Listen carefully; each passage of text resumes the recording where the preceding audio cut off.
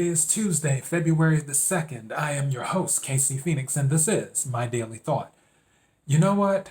I feel like these days are going to fly by this week for some reason. I don't know why. I just feel like before I know it, I'm going to be saying, it's Friday. So, yeah, not that it really matters that much for me because I work every day. But anyways, yeah, today's been a good day. I ordered some more tarot cards. I'm addicted to tarot cards, even though I love the new deck that I used this past weekend. But I ordered some more and I put some more on my wish list because I'm trying to hold off on buying anymore because I have a container full of tarot cards now. But let me get into what I want to talk about. Yesterday I was talking about passion. And one thing that hit me was because I mentioned the downs and when bad things happen. And and this is all related, I worked at the Banana Republic in Miami Beach on Collins.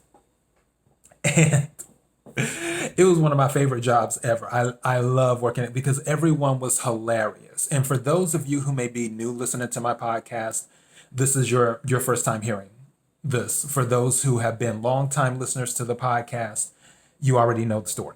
But when I worked there, pretty much everybody there was part of at the time, I don't know what it is now, but also South Beach, obviously. Mostly everyone there was part of the LGBT community, it was kind of funny. And one thing that they would always say is if you're slacking or if you're messing up or if you're disoriented or whatever, they'd be like, girl, get it together. And it doesn't matter whether you were male or female. That was the thing. It was like, get it together. And that sort of became the thing while I was working at Banana Republic, too, when we would all eventually, everyone would have that said to them at least once in the month, every single person, no matter if you were a regular employee, manager, or whatever. And with Miami, for those who are new listeners, the story behind Miami is I didn't move to Miami intentionally, if that makes sense. I didn't open up a map or I didn't go online and say, oh, well, where are some cities I can move to? Oh, Miami looks good. Let me move there. Miami did not happen like that. Those, my longtime listeners, you know the story. For new time listeners out, you'll get to hear it now. I was driving to Miami and I was just going down to visit because I hadn't been to Fort Lauderdale area in years, but I loved it when I was there, previous time. And I was like, oh, I want to go back to Miami. And someone was riding with me and we were just going to go down and stay for a couple of days. So we got in my car, we left, and we were driving to Miami. Well, about 200 miles and some change outside of Miami. I think it was around the Orlando area. My car stops. I'm pressing the gas, but the car isn't going. And I'm like, what on earth is going on? Because I would take my car everywhere. For people who don't know, one of the best cars in history is the Chevrolet Corsica. If you have never driven the Chevrolet Corsica, the V6, you got to drive the V6, which, by the way, the Chevrolet Corsica is the cousin or sister of the Beretta, which was used for racing. Those things would move. Had a 3.1 liter engine, they would move.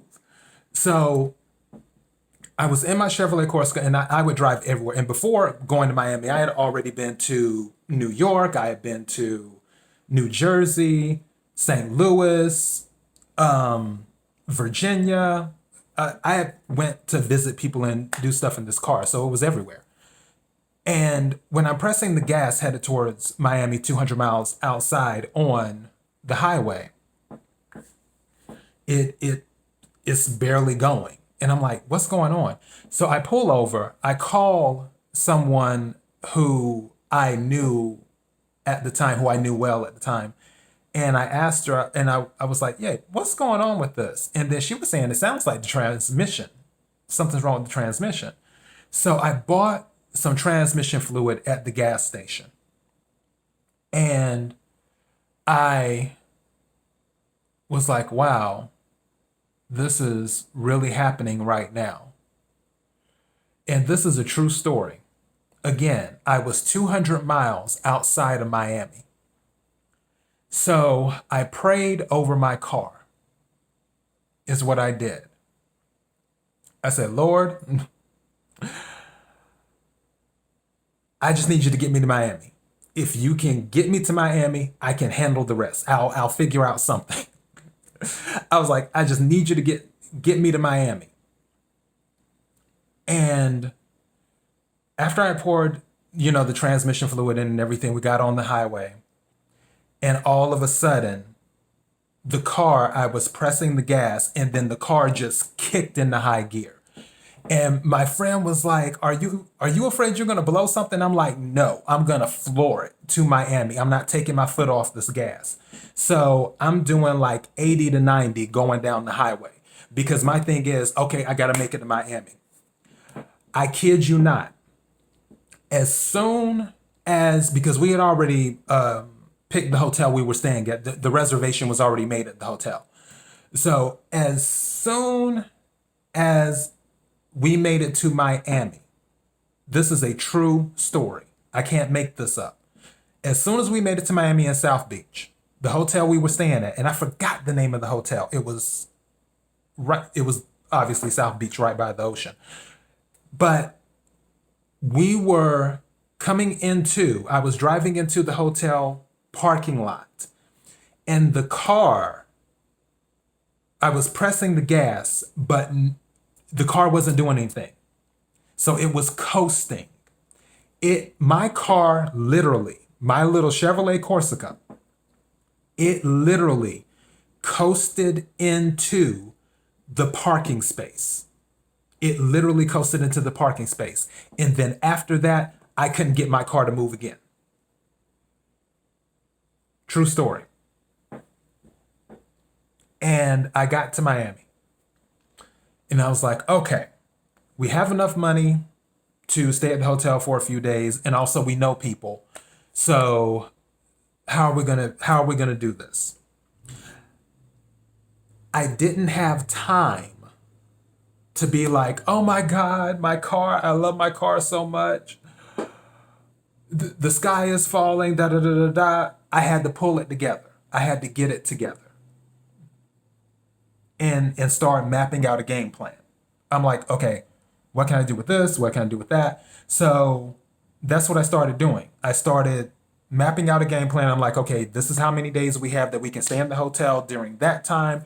We need to circle up with the people we're going to circle up with, see if they know some people where we can do some side hustles, get that done, yada, yada, yada. And I was also in the process of deciding, okay, do I want to pay to have my car fixed because transmission is going to cost, or do I just want to let it go? I was handling a lot of things at once, trying to have a place to stay, trying to get my car fixed, trying to make money with side hustles, and seeing if there's anything for a regular job too. And I didn't want to ask my parents for the money. That was the other thing, because there was pride there. Because my parents, because this happened a long time ago. This was 20 years ago. Yeah, give or take. Yeah, about 20 years ago. And I didn't want to ask my parents for the money because pride. And also they had bailed me out, not bailed me out of jail, because I've never, knock on wood, I've never been to jail. I've never been convicted or charged of any crime. So yeah, but I was just like, I don't want to ask my parents because I knew if I asked them, they would help. And they would just be like, okay, fine, we'll Western Union you the money and just drive back up here. And as the days were getting closer to the hotel stay ending, I just made the decision. I was just like, you know what? I'm just going to move here. And that's what I did. I called my mother up.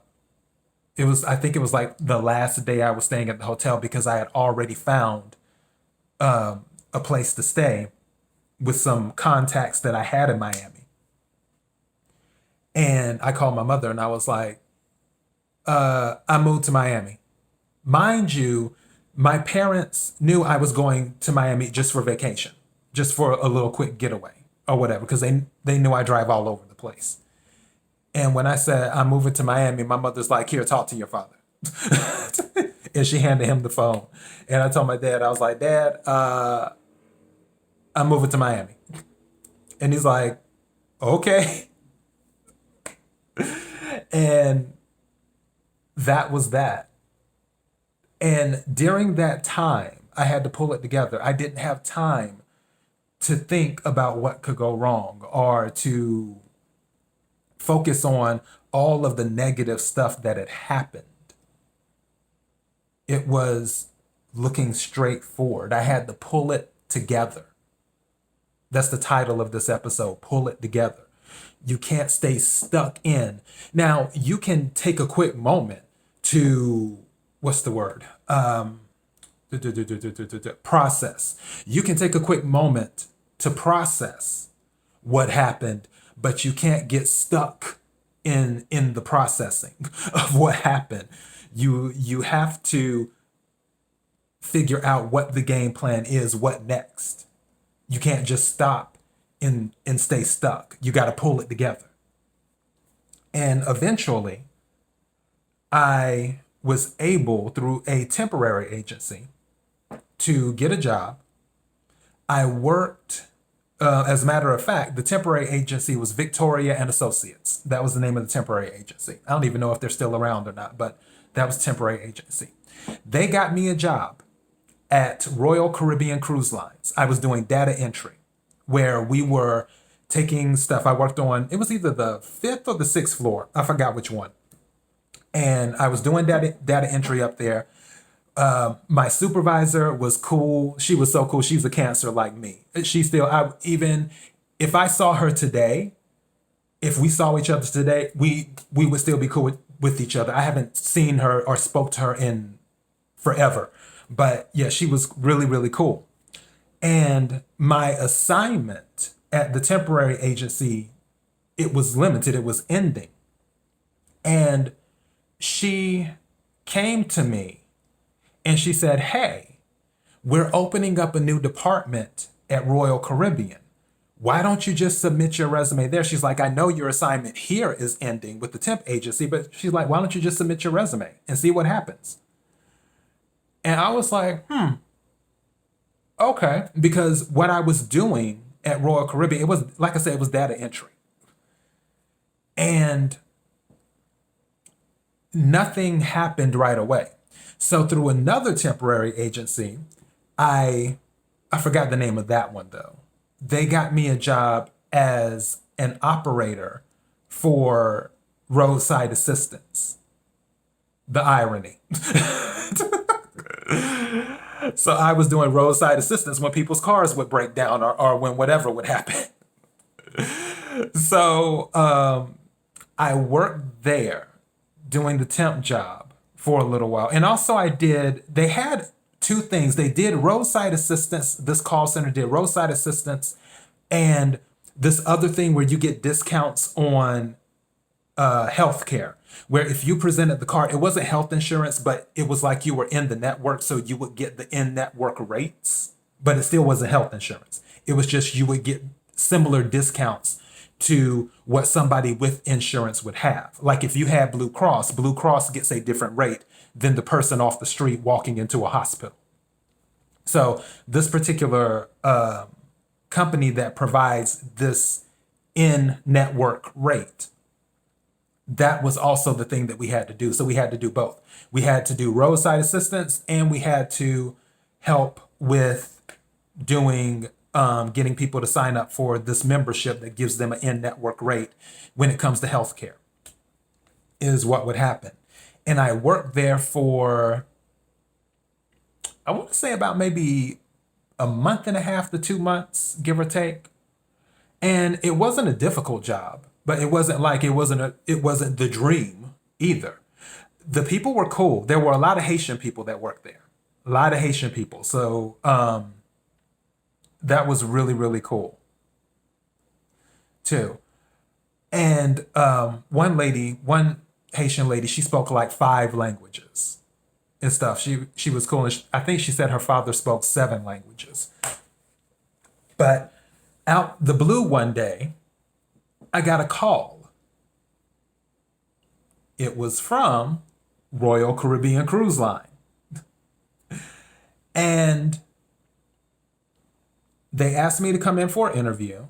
And I interviewed with, both people. And I got the job. And I became an official employee of Royal Caribbean Cruise Line, which was one of the best things that could have happened. And then later on, I got a part-time job at Banana Republic in South Beach, which I lived in South Beach. And it was so funny because I always lived in these places, and everyone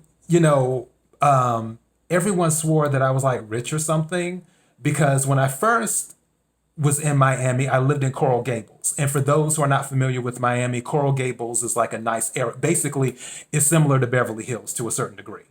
If you say you live in Coral Gables, it says something. But I was staying with someone who was they were cool with me staying with them. And then later on, after I was more stable, I moved to South Beach. And then when they found out I moved to South Beach, they were like, wow, you staying in South Beach? Because South Beach was considered expensive.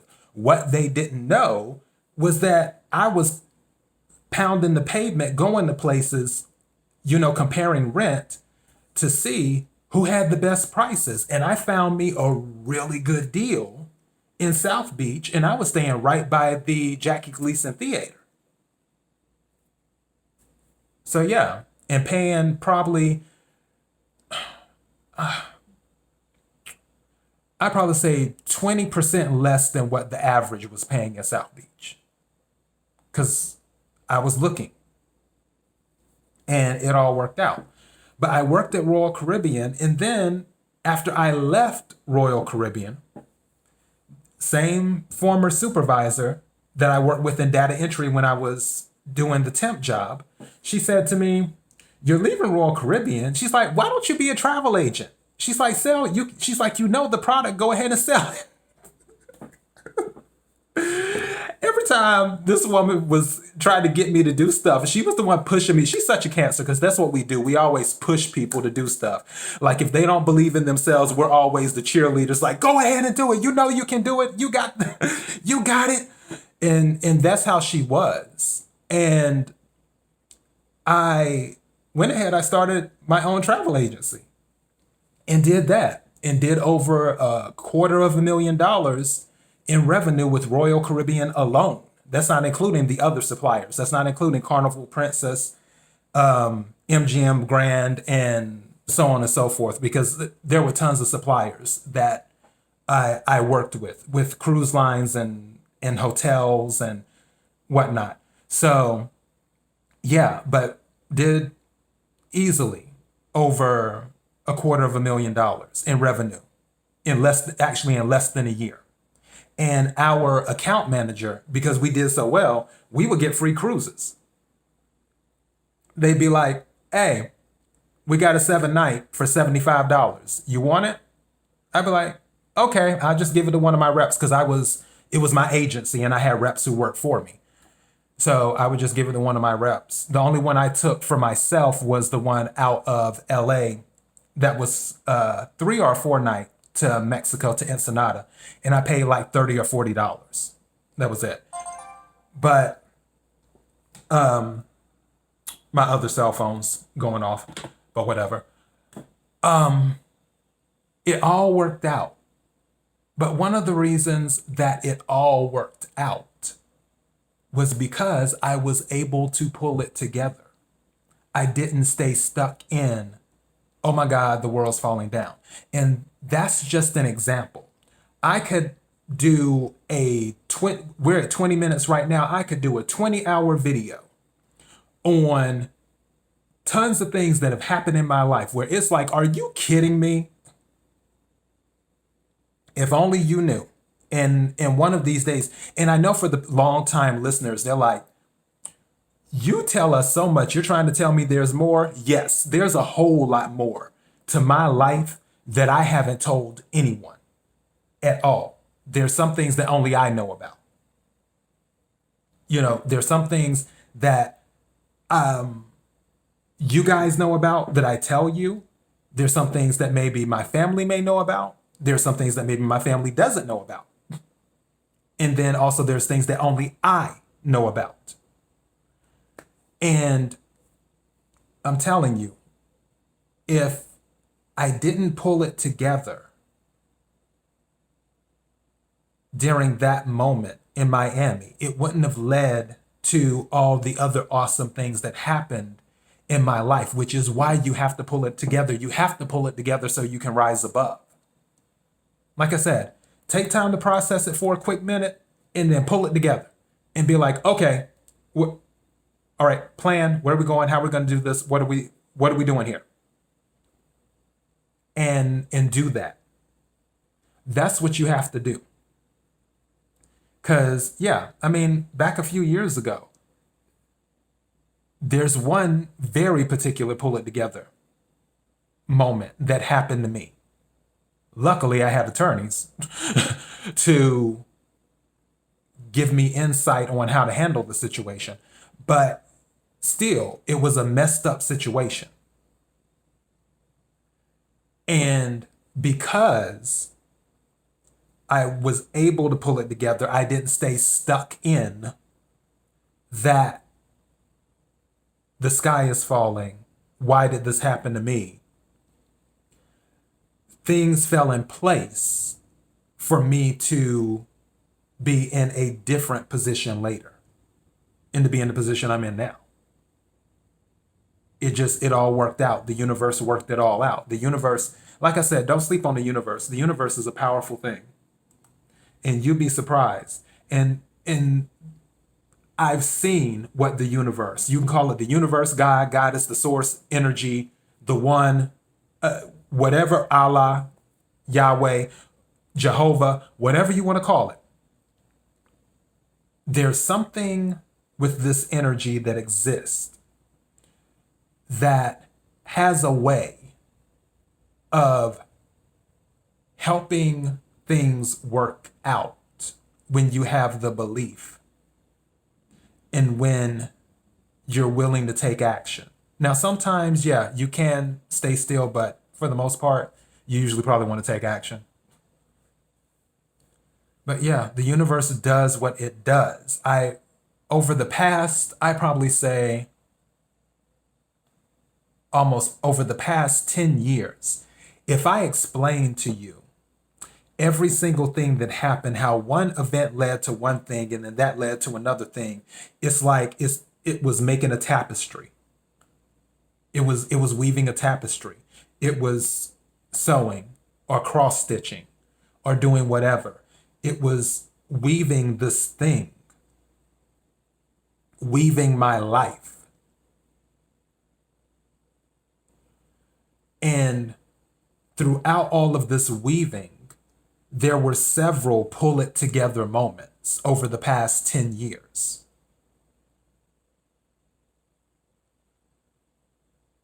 But I didn't stay stuck in it. I couldn't. And that's what I'm telling you. Don't stay stuck in the energy. Pull it together. If you can just get out of that energy and go on to the next thing, I'm confident that the universe will work out whatever it needs to work out. and the pathway is going to be right in front of you. You may not be able to see it at first, but the road's already been built. The bridge has already been built. You just need to cross it. But you can't cross the bridge if you're still stuck in the, oh my God, how could this happen? And will things always work out 100% of the time? No. That's life. However, your odds are increased when you put in action and when you have faith. But in order to do that, you have to pull it together. And that is my daily thought. KIRWKC.com, main podcasting platform. This podcast is on Spotify, Apple, Google Play, Pandora, iHeartRadio, and other podcasting platforms. Social media platforms, KIRWKC, Facebook.com/KIRWKC. If you're watching this on YouTube, don't forget to hit the subscribe button followed by the notification bell. That will let you know when I upload new episodes. And for this weekend, I don't know what I'm doing this weekend for the Keeping It Real with KC show. I know I did the movie recommend. What did I do last week? Not last weekend, weekend before last. I think I did sports weekend before last and movie recommendation before that. Oh, I think I'm going to do Wacky News weekend. I think I want to do a Wacky News weekend. That's what I'm 85% sure I'm going to do, a Wacky News weekend this weekend. And don't forget, next weekend will be a tarot card energy quick check-in. It's going to, like I said, my usual tarot card energy readings are about 20 to 30 minutes. With a quick check, I'm trying to be out by 15 minutes or less. It is what I'm looking to do. So it's just going to be a quick check for all the signs. And as I always say, take what resonates, leave what doesn't. And then the following weekend after that, I'll more than likely do March's energy and have that done and wrapped up. So that'll be, what I'm looking at the calendar here. So this weekend, which is the 6th and the 7th, so one of those days, I'll do the Wacky News weekend more than likely this weekend. Next weekend, which is Valentine's Day weekend, we know we're going to have some happy people that weekend, and maybe not so some people that aren't so happy that weekend, the people who are single. But then again, single isn't a bad thing. Maybe I should do that for my daily thought tomorrow. Single isn't a bad thing. But I digress. So the 13th and 14th, I'll do the quick energy check-in for the tarot card. And then the 20th and 21st, that will more than likely be the tarot card energy reading for March. Because I want to try and get them done a week early instead of doing them right at the month, like I did for February this past weekend with the February tarot card readings. I want to get it on out. So yeah, anyways, let me go ahead and get going. Thank you again for your support and for listening to the show. I sincerely appreciate it. Until next time, be blessed.